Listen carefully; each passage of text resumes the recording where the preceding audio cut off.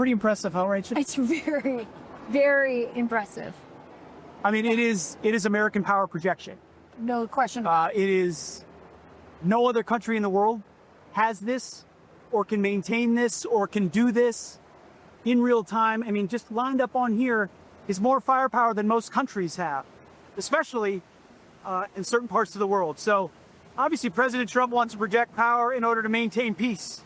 And this is in some ways a giant flotilla of peace, trying to make sure we stay strong. This is the very first interview with the Secretary of War. True. Why was it necessary to change the name, in your view? Well, words matter. Titles matter. The War Department was founded by George Washington in 1789. The long history of a War Department of this country. We won World War I and World War II with a War Department. We want a warrior ethos. Ironically, not ironically, fittingly, the motto of my first platoon that I ever led was those who long for peace must prepare for war. It's because we want peace. It's because we seek peace. It's because the American people deserve peace. So we're right here on a destroyer in the middle of the Caribbean. Your boss, President Trump, has declared war on the cartels. What is the mission? What's your mission? Well, protect the homeland, protect the American people. Core national interest, the safety of the American people. Stop the killing, stop the poisoning of the American people. It's as simple as that. I mean, how long have drug cartels waged war on our communities, on our families, on our young people, on our streets? Violent cartels that made their way easily across the southern border under Joe Biden and his disastrous policy. So President Trump's locking the border down. He's done that, and we're going to continue to do that. And now we go on offense to make sure these cartels can't be funded, that they can't sustain what they're doing. And it doesn't mean we're fighting every cartel everywhere endlessly. That's not what we're doing. We're not trading one endless fight for another endless fight. It's the precise application of American power to send very clear signals that narco-terrorism will not be tolerated in our hemisphere.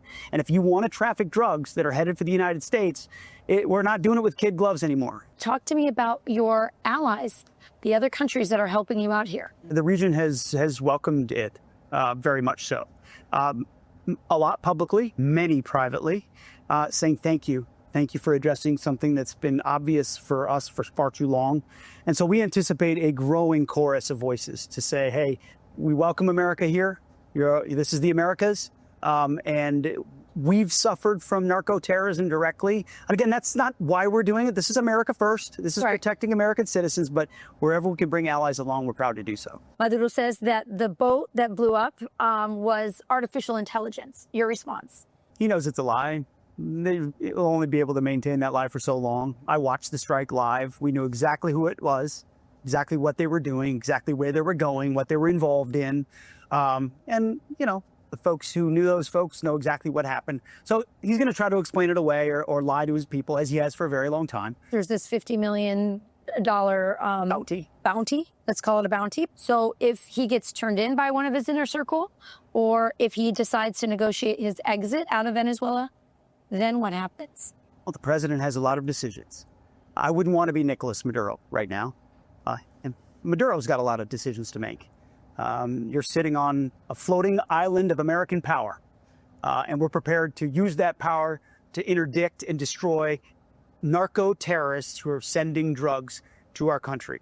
We know Nicolas Maduro has been involved in that for a very long time. He's indicted and wanted in the Southern District of New York. There's a bounty for $50 million. The U.S. government wants him. The ball is in his court. And if you're China right now, what do you think? Oh, thank you for bringing that up. I mean, China is making a play in our hemisphere as well. Previous administration was asleep at the wheel in multiple aspects of Central and South America. And so a part of having this ARGMU here, having these destroyers here, working out of Puerto Rico and other allies that we have here, is a recognition that America's back in the Western Hemisphere. We should not cede this hemisphere to anybody. And certainly our presence here is a reflection of that, and that includes China. This is a very big operation. What is your message to the entire hemisphere? The message to the hemisphere, as it has been from President Trump at the beginning, is that we're going to achieve peace through strength. We're going to put America first. In this case, the Americas first, our hemisphere, secure our homeland. But we're not going to sit back and watch the American people be threatened. We're not going to sit back and watch the American people be poisoned, watch people be trafficked, watch violent gangs exist inside our country. That's why you're seeing mass deportations. That's why you're seeing criminality being locked down. That's why our borders locked down. This is an extension of that. This is an understanding of exactly how America should project power.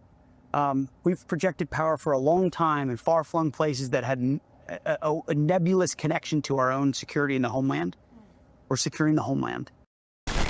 What difference at this point does it make? Join the movement. Feel the vibe.